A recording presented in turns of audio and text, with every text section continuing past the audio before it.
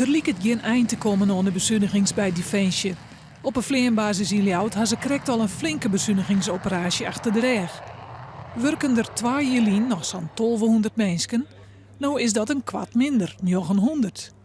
En het getal F-16's is flink aan. In 2010 waren er nog zo'n 80 F-16's in Nederland. Nou binnen dat er nog 68.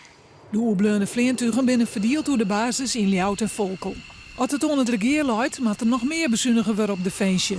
Nog eens 330 miljoen euro. Op dat staat in de uitlekte Prinsjesdagstikken dat er F-16's verkocht worden. Onze inschatting is dat Leeuwarden aan die bezuiniging, die vermindering van het aantal F-16's niet zal ontkomen.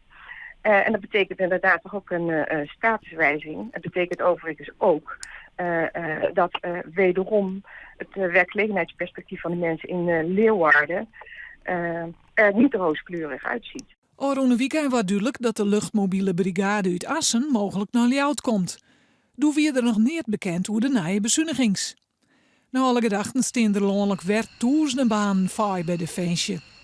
Er gaan forse klappen vallen bij Defensie. Die zullen in Leeuwarden vallen, naar het zich laat aanzien in Assen, maar ook op een hoop andere plekken in het land. Het is dramatisch wat er gaat gebeuren. Het failliet van Defensie dreigt onderhand.